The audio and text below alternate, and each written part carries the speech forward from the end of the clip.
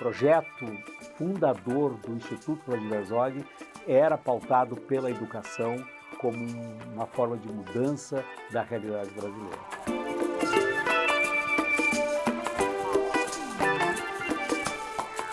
O Instituto era, para mim, uma instituição com um nome muito forte. Eu, na verdade, imaginava o Instituto, quando eu cheguei, um Instituto com uma potência, né, incrível, e não era isso, era uma organização muito pequena, poucos funcionários, tinha até uns 4 funcionários na época, mas sei que a fundação, né, do Instituto, que foi em 2009, ela teve uma presença muito forte de pessoas muito próximas da vida, né, da Clarice Herzog, da luta da Clarice Herzog, e que amigos do Vlado. Naquele momento, o Instituto estava muito pautado por uma visão de que a família e os amigos do Vladimir Herzog tinham, de que era olhar para frente, né, numa perspectiva de mudar uma cultura de violência. Sempre trouxeram para mim de que o Vlado foi assassinado porque era uma pessoa que defendia o seu direito à liberdade de expressão, defendia a democracia e, sobretudo, era uma pessoa que acreditava numa sociedade pautada pela paz, né, pela harmonia, e considerando de que o Brasil era um país extremamente violento, a educação era fundamental para mudar essa cultura de violência. Portanto, foi por conta disso que eles se fundaram desenvolvendo um projeto de educação em direitos humanos que se chamou Respeitar é Preciso. Então ele foi desenvolvido com a ideia de que ele pudesse formar professores numa perspectiva dos direitos humanos, dos valores dos direitos humanos. E, na época, eu estava na prefeitura, era secretário de Direitos Humanos da Prefeitura de São Paulo, e o Ivo Herzog me procurou para que a gente pudesse levar esse projeto para a Prefeitura de São Paulo. Como é um projeto de educação em direitos humanos, a gente achava que fazia muito sentido de que os direitos humanos levassem esse projeto. Mas não poderia ser um projeto só dos direitos humanos sem ter a Secretaria Municipal de Ensino envolvida, porque quem ia ser os beneficiários era a rede municipal de ensino. Então nós discutimos, eu discuti com o secretário de Educação na época, que era o César Calegari, da Prefeitura de São Paulo, para que a gente pudesse levar para algumas escolas de São Paulo. Então nós decidimos levar inicialmente para 20 escolas da cidade de São Paulo. Esse projeto também tinha uma ideia de desenvolver o Centro de Educação e Direitos Humanos. Além de estar vinculado ao Respeitar é Preciso, ele ia envolver toda a comunidade escolar. A comunidade escolar compreendida aí estudantes, né, professores, funcionários das escolas e as famílias dos estudantes, para que eles pudessem participar de todo um processo de educação em direitos humanos, desenvolver projetos que mobilizasse a comunidade numa perspectiva de direitos humanos, que participasse, né, do debate dos direitos humanos. Então, o Centro de Educação em Direitos Humanos, mais o projeto Respeitar é Preciso, poderia transformar a realidade das escolas e a realidade daquela comunidade. E naquele momento a gente promoveu uma mudança, né, no projeto Respeitar é Preciso. Ele passou da Secretaria de Direitos Humanos para a Secretaria de Educação. E a gente entendeu que fazia mais sentido ficar na educação, porque eles tinham maior governabilidade sobre levar para todas as escolas. E aí ele só cresceu. A grande diferencial é que a rede municipal de ensino incorporou esse projeto como um projeto deles. E hoje o projeto Respeitar é Preciso está em toda a rede municipal de ensino de São Paulo. Bom, eu cheguei em 2016, eu via o Instituto naquele momento, um instituto que era muito calcado na educação em direitos humanos, e ele era um instituto de muitas oportunidades. Por que oportunidades? Como a família Herzog era uma família bem articulada, tinha muitas pessoas que se aproximaram muito da família Herzog na luta por justiça pela morte do Vlado, né? Então aparecia para o Instituto ideias de vamos fazer um livro sobre os cartazes dessa história, eu tenho material, eu faço, mas não tem dinheiro, a gente ajuda a captar, então captava, né, com a Caixa, captava com um apoio, eu consigo um patrocínio, então ele era uma organização de muitas oportunidades, né, mas ele estava muito calcado, era na educação e direitos humanos. Quando eu chego no Instituto, eu senti falta de uma organização maior, uma definição maior, de ter um planejamento estratégico que definisse melhor as áreas. E não fazia sentido ter uma organização com o nome de Vladimir Herzog, de uma das figuras emblemáticas assassinados pela ditadura, que não tivesse uma área de memória, verdade e justiça. Como não fazia sentido ter uma organização que não tivesse uma área de jornalismo e liberdade de expressão, sendo que o Vlado era uma pessoa, né, que foi assassinada por tentar exercer o seu direito à liberdade de expressão.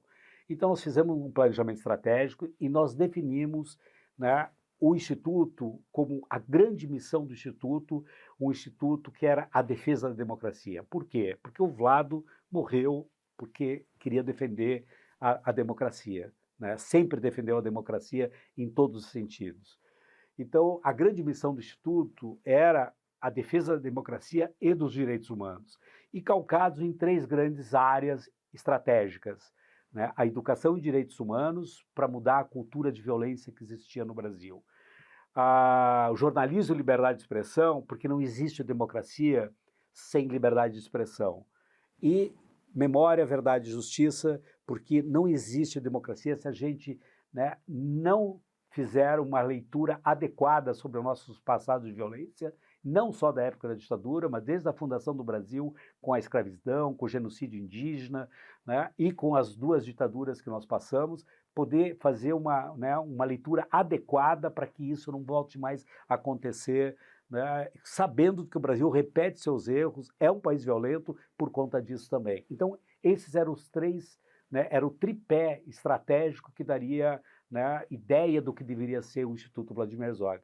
E depois disso, evidentemente, né, as áreas que dariam potência a essas 3 áreas estratégicas, que era a comunicação, o administrativo e mais tarde o advocacy e assim por diante. Quando eu cheguei no Instituto, na área de jornalismo, ele já existia 2 prêmios importantíssimos que existem até hoje. Um deles, que é o Prêmio Vladimir Herzog, de Anistia e Direitos Humanos, que é o prêmio mais famoso de jornalismo do Brasil, não é um prêmio do Instituto Vladimir Herzog, ele é um prêmio que foi fundado pelo Sindicato Jornalista há 48 anos atrás e se associou ao prêmio 10 organizações. Quando o Instituto foi fundado, o Instituto foi para também ser uma das organizações que desenvolveu o prêmio. E o Instituto assumiu para si a organização do prêmio. Hoje, o Instituto, depois que eu cheguei, né, eu entendi de que nós deveríamos ser uma das organizações, mas as outras organizações também deviam ter responsabilidade, tanto, né, no protagonismo, como na execução do prêmio. Então, hoje, nós criamos o Instituto do Prêmio Vladimir Herzog, que quem preside para os próximos anos é o Instituto Vladimir Herzog, mas depois será outra organização que vai estar à frente do prêmio Vladimir Herzog. Tem um outro prêmio, que é o prêmio Jovem Jornalista Fernando Pacheco Jordão, que é um prêmio para estudante de jornalismo, também de caráter nacional, e que abrange praticamente todos os estados da federação, feito com universidades, acompanhado por monitorias de professores das universidades de todo o Brasil. É um prêmio lindíssimo, conceitualmente é um dos prêmios mais bonitos que eu conheço. A gente percebeu de que era necessário ter um projeto que trabalhasse a violência contra jornalistas e comunicadores. O Brasil é um dos países que mais matam jornalistas e comunicadores do mundo. Nós não poderíamos ficar, né, longe dessa temática, na medida que o Vlado foi assassinado por isso também. Então, para nós não inventarmos a roda, a gente fizemos uma reunião no Instituto, convidamos umas 10 organizações, Abrage, FENAGE, Artigo 19, Conectas, enfim, pessoas que trabalhavam com liberdade, Intervozes, para dizer o seguinte: olha, a gente quer estar nessa agenda, mas não queremos fazer o que já é feito. O que vocês acham que a gente deve fazer? E foi consenso em todo mundo que a capacidade de trânsito que tinha o Instituto, nós deveríamos pensar em construir uma rede, né, de proteção a jornalistas e comunicadores ameaçados. Então, hoje nós temos um terceiro projeto na área de jornalismo e liberdade de expressão, que é a rede de proteção a jornalistas e comunicadores ameaçados, que é incrível, tem mais de 120 organizações associadas a esta rede e nós acompanhamos mais de 100 casos de jornalistas e comunicadores ameaçados. Na área de memória, verdade e justiça é um processo que está em construção, mas primeiro nós começamos a organizar o grande acervo do Instituto Vladimir Herzog e do Vlado, né, para pesquisa, para que as pessoas conheçam a história e toda a produção de conteúdo do Instituto Vladimir Herzog e a história do Vlado também, que é uma forma das pessoas se apropriarem do conhecimento e conhecerem a história do Brasil no que diz respeito sobre as violências que o Brasil viveu. Tem uma questão importante na área de memória, verdade e justiça, é de que, claro que temos uma preocupação com o passado, mas a nossa preocupação é justamente com o presente e com o futuro. A gente sabe que a não elaboração de forma adequada sobre as violências do nosso passado, ela acaba repetindo os erros, repetindo as violências. Então, assim, o que nós fizemos, né, o que a gente faz do ponto de vista da memória, é para que a gente possa enfrentar de forma adequada, né, os processos de violência que a gente vive hoje. Por isso que é importante a gente se debruçar sobre o passado. Mas a gente sempre se preocupou em nossos projetos fazer um link entre o passado e o presente. Então, quando a gente desenvolve projetos sobre violências, né, em relação ao nosso passado, seja da época da escravidão ou da ditadura militar, a gente também quer dialogar sobre as violências que a gente está vivendo hoje, seja em Paraisópolis, seja na Baixada Santista, ou seja no Complexo do Alemão e assim por diante. Então, assim, esse link entre o passado e o presente, ele é muito forte na área de memória, verdade e justiça.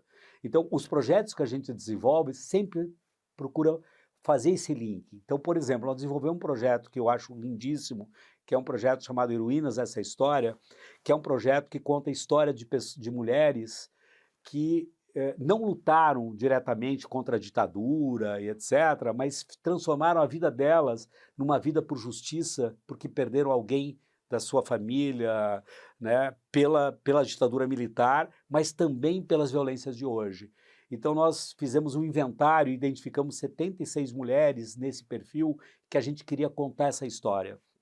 Então os primeiros 15 saiu num livro, a gente tinha pretensão de fazer debates, exposições sobre isso, mas aí veio a pandemia e deu uma melada nesse processo todo, mas o resultado inicial foi um livro e vários debates, e nós queríamos fazer outras, né, contar outras histórias dessas mulheres, e esse é um dos projetos, né, de que a gente vai desenvolver ainda, contando histórias dessas mulheres que também perderam seus filhos hoje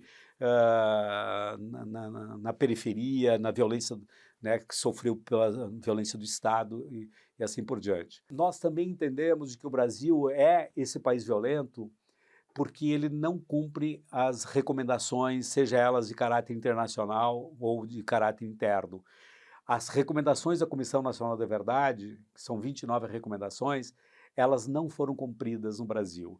Já tem 10 anos da Comissão Nacional da Verdade, do término da Comissão Nacional da Verdade, e o Brasil até hoje não cumpriram as recomendações. Não cumpriu as recomendações. Se não me engano, cumpriu 2 recomendações apenas. E nós tivemos muito retrocesso aí nos últimos 4, 5 anos do governo anterior.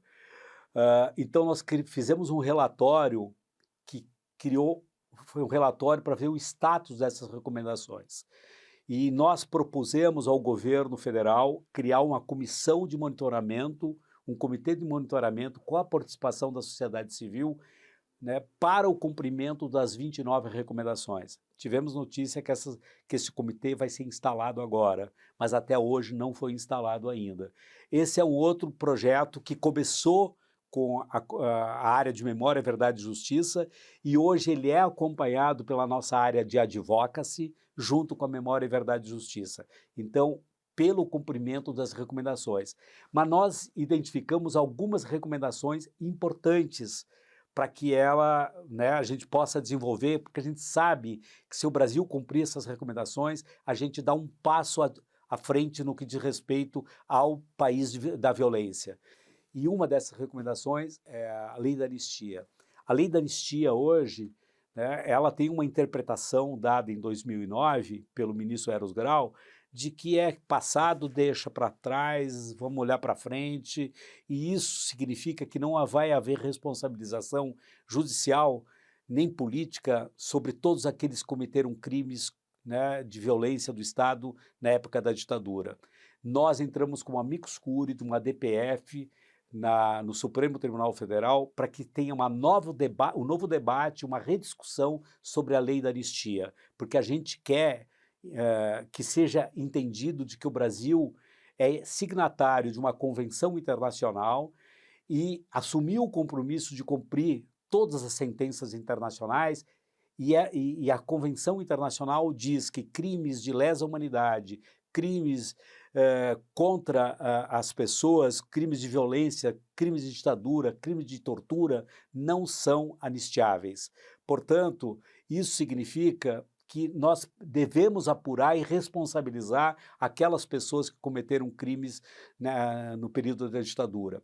Mas junto com isso tem outros projetos também da recomendação, e eu quero apenas destacar o sistema de perícia. A perícia no Brasil, ela é vinculada à Secretaria de Segurança, portanto, ela não obedece os critérios, né, da política dos direitos humanos, porque a perícia é justamente para criar argumentos favoráveis à violência da própria polícia contra a população mais pobre, né, porque dificilmente a perícia vai se contrapor, né, a um assassinato cometido por um agente do Estado contra uma população pobre.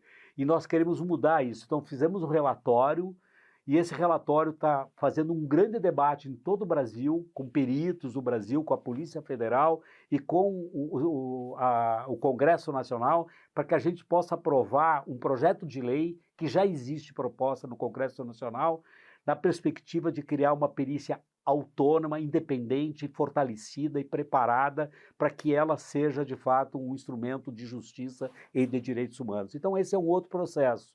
E nós vamos desenvolver, junto com, na área de memória, verdade e justiça, muitos outros projetos que tentam fazer a incidência política para mudar a realidade do Brasil e vários outros movimentos para que a gente conheça a nossa história e não repetir os erros do passado. Eu tive muitos aprendizados e tenho diariamente, né? Eu venho do movimento social, depois eu fui ativista militante num partido político por muitos anos, né, que eu fui secretário executivo da Secretaria Agrária Nacional do PT, eu criei a Secretaria Agrária Nacional do PT, trabalhei com pessoas incríveis, históricas, né, com Plínio de Arruda Sampaio, José Gomes da Silva, né, pessoas que são hoje referências em toda a questão agrária no Brasil. Aprendi muito com isso, né, e depois fui para a gestão pública. Trabalhei quase 20 anos, né, não sei se tudo isso, uns 15 anos, como na gestão pública, criando políticas públicas, sempre voltada para os direitos humanos, com olhar para os movimentos sociais. Então, esse tempo me distanciou um pouco, né, do terceiro setor e etc. Então agora eu volto para cá com uma experiência muito grande da importância do que é construir política pública para os direitos humanos. Não existe nada que não seja política pública. Tudo que a gente faz hoje na organização, no movimento social, ela deve, em algum momento, reverberar em políticas públicas, porque senão não muda a realidade. Só que na política pública, ela vem a mediação do possível. É aquilo que você consegue construir considerando a correlação de força na sociedade, no parlamento, no governo, orçamentário e assim por diante, né? E agora eu estou aprendendo muito, sim, de que essa mediação não cabe a gente do movimento social, cabe ao governo fazer. E a gente vai ter a compreensão do que ele tem que fazer. A nós cabe, do movimento social, ser intransigente naquelas pautas importantíssimas para que os direitos humanos, no caso, sejam implementados, para que a Comissão Nacional da Verdade e as suas recomendações sejam implementadas, para que os acordos internacionais sejam cumpridos. Cabe a gente fazer isso, mas cabe também, nessa mediação, não só apenas uma cobrança. Como é que a gente constrói, né, instrumentos, né, elementos importantes para oferecer ao Estado, para que ele possa se apropriar disso, né, para construir as políticas públicas. Então, essa mediação para nós é muito importante. Foi por isso que a gente construiu um relatório sobre as recomendações da Comissão Nacional da Verdade, onde que a gente identificou cada recomendação, onde é que está parada, por que está parada e o que tem que fazer para sair desse lugar.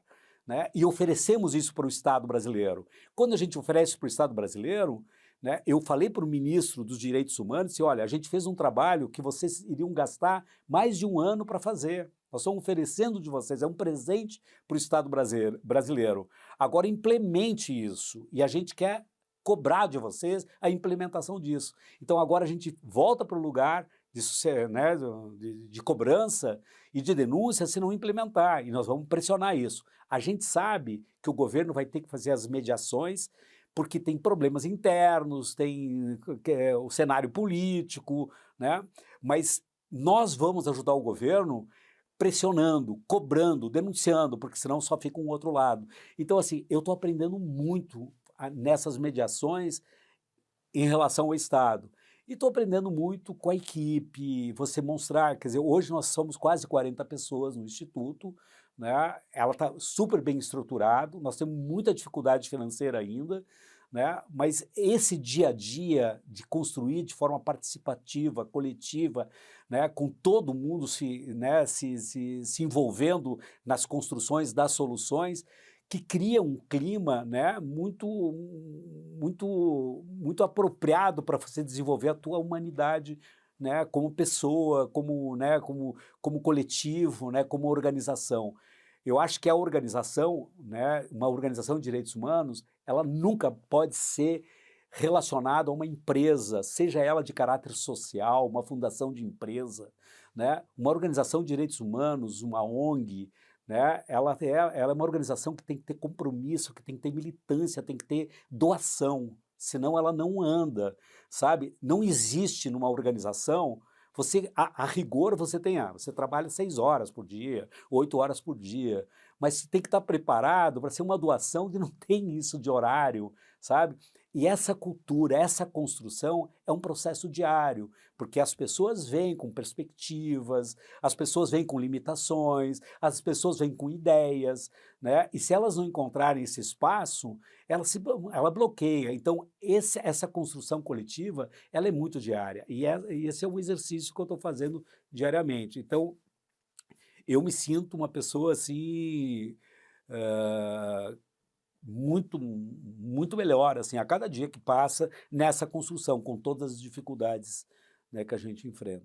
Para um defensor de direitos humanos, ele vive um conflito muito forte, sabe? Primeiro, assim, é muito sofrimento, porque é muita violação de direitos humanos, né? E isso, às vezes, te abate, né?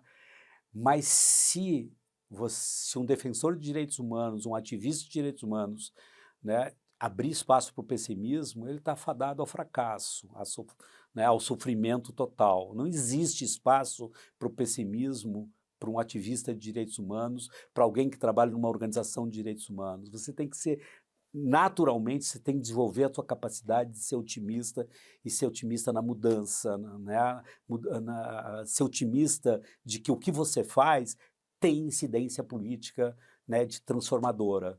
Né? E isso é inacabável, porque a sociedade, né, é uma sociedade que o teu projeto não acaba amanhã naquilo que você desenhou, porque você a cada dia nasce uma pessoa nova dentro de você, e novos sonhos vêm por isso. Então, essa construção, esse otimismo, né, esse envolvimento, essa determinação tem que estar, é a única forma de combater todas as dificuldades que o dia a dia traz, né, nesse processo histórico cheio de violência, cheio de sofrimento, né, para o povo não só do Brasil, mas do mundo inteiro, né, e tentar desenvolver cada vez mais uma visão internacionalista, sabe? Você não pode se fechar no Brasil, se fechar no São Paulo. Eu sempre achei e acreditei que o nacionalismo é a visão mais reacionária e conservadora que possa existir.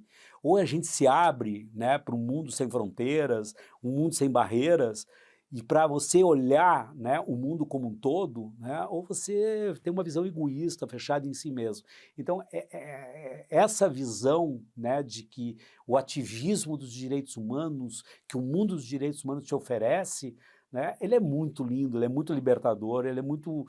ele é carregado de uma visão de otimismo, sabe? Estou há 7 anos no Instituto e eu sei que o Instituto tem que rodar. E eu tenho certeza, né, que quando eu sair eu vou deixar para o Instituto, né, um Instituto mais estruturado em todos os sentidos, com uma equipe muito mais comprometida, né, azeitada, né, para, né, numa perspectiva com uma unidade política. Eu acredito muito na unidade política, na identidade política, né, para dar conta dos próximos, né, 20 anos do Instituto Vladimir Herzog. Né? Então, assim, eu gostaria de começar a pensar um momento da minha saída do Instituto, né, e deixar um Instituto mais organizado, mais estruturado, para que ele venha se constituir, né, fundamentalmente como uma das mais importantes organizações de direitos humanos, não só do Brasil, né, mas como uma referência internacional. Né? Nós estamos trabalhando para isso, a gente está fazendo incidência internacional também, e eu quero que o Instituto esteja muito bem estruturado em todas as suas dimensões, para que ele seja um instituto de incidência internacional, naquela visão internacionalista.